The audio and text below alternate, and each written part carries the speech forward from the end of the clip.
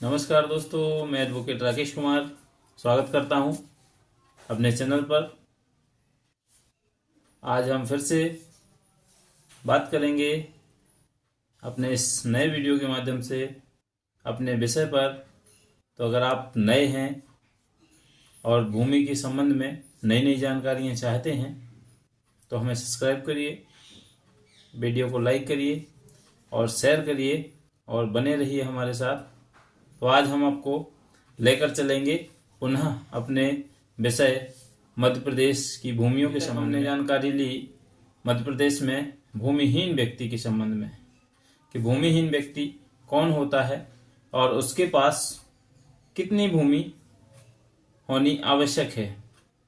यदि उसके पास किसी भी प्रकार की कोई भूमि नहीं है तो वह भूमिहीन माना ही जाएगा। लेकिन यदि उसके पास कुछ अंश तक भूमि है और वह शामिलाती में भी खातेदार है और उसके हिस्से का रकबा अगर जो मध्य प्रदेश की भूमियां बनाई गई हैं उनके अनुसार देखा जाए, अगर उससे कम आता है, जो मापदंड दिए गए हैं मध्य प्रदेश भू राजस्व संहिता में, अगर उससे कम रकबा आता है तो वह व्यक्ति भी भूमिहीन। हम बात करेंगे आगे भूमि अभिलेख के संबंध में कि भूमि अभिलेख क्या होता है और यह किस प्रकार से काम करता है। इस प्रकार हम देखेंगे कि भूमि से संबंधित जो भी अभिलेख होते हैं वह भू अभिलेख की ही श्रेणी में आते हैं।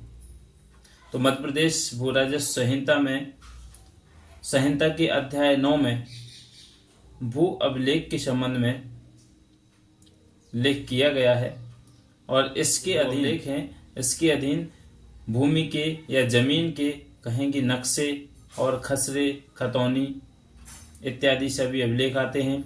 इसके अतिरिक्त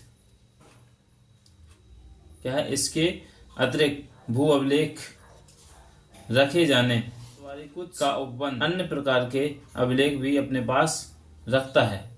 अध्याय 9 में स्पष्ट किया गया है, जिसके तहत कुछ धाराओं में भी इसका वर्णन किया गया है और निस्तार पत्रक भी इसके अंतर्गत आता है।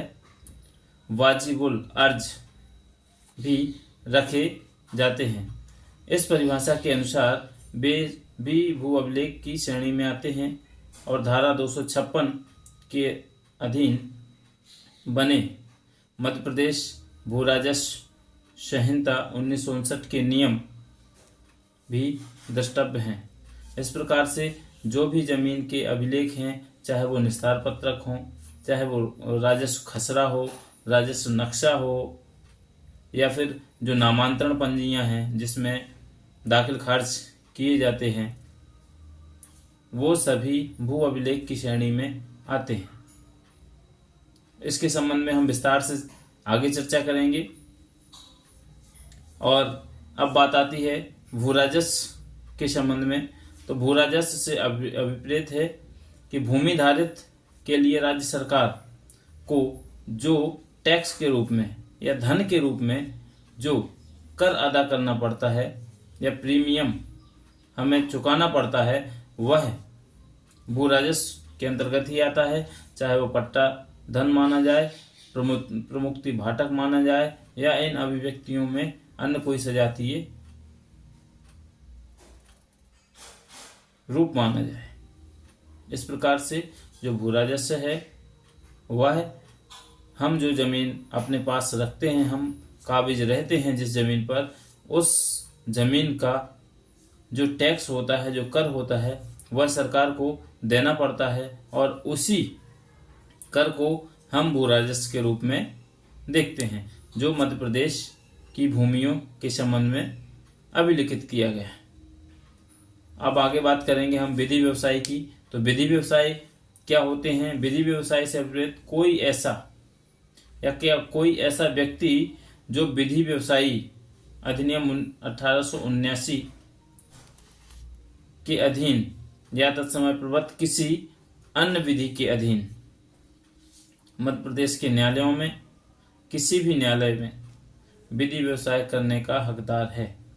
अर्थात जो व्यक्ति विधि व्यवसाय कर रहा है, मध्य प्रदेश के न्यायालय में हो चाहे किसी भी न्यायालय में हो, अगर वह विधि संबंधी कार्य कर रहा है, कानून संबंधी कार्य कर रहा है और उसके पास व्यवसाय करने की राज्य सरकार, केंद्र सरकार द्वारा जो अध्ययन करके अपना व्यवसाय कर रहा है, उसे हम विधि व्यवसायी के रूप में मानते हैं। अर्थात उसे हम सिंपल भाषा में वकील भी कह सकते हैं। जो वकील हैं, जो विधि का काम करते हैं, व्यवसाय का काम करते हैं विधि के रूप में, उसे हम विधि व्यवसायी के रूप में मानते हैं। अर्थात विधि व्यवसायी का आशय है कि जो व्यक्ति विधि व्यवसाय करता है वह अपने आवेदक की तरफ से किसी भी न्यायालय में आवेदन कर सकता है और उपस्थित हो सकता है, उसके पक्ष समर्थन में विधि की संपूर्ण कार्यवाही कर सकता है। उसे हम विधि व्यवसाय के रूप में मानेंगे, जो संहिता की धारा 39 में स्पष्ट किया गया है। आगे बात करेंगे हम तत्समय प्रवृत्त विधि अधिवक्ता अधिनियम 1961 के प्रभावशील हो जाने, अर्थात 1961 जो अधिवक्ता अधिनियम लागू किया गया है, उसके अनुसार कोई भी व्यक्ति रजिस्टर्ड होकर अपना व्यवसाय संपूर्ण भारतवर्ष में कहीं भी कर सकता है, वह अभिकर्ता या विधि व्यवसायी माना जाए। तो शुक्रिया। इस प्रकार हम आगे बात करेंगे विधियों के संबंध में नई नई जानकारियाँ। अगर आप नए हैं तो हमारे चैनल को सब्सक्राइब करिए और वीडियो को लाइक करिए, शेयर करिए, और हमें इंस्टा पर देख रहे हैं, फेसबुक पर देख रहे हैं तो फॉलो कर लीजिए। मिलते हैं आपको नेक्स्ट वीडियो में, तब तक के लिए धन्यवाद।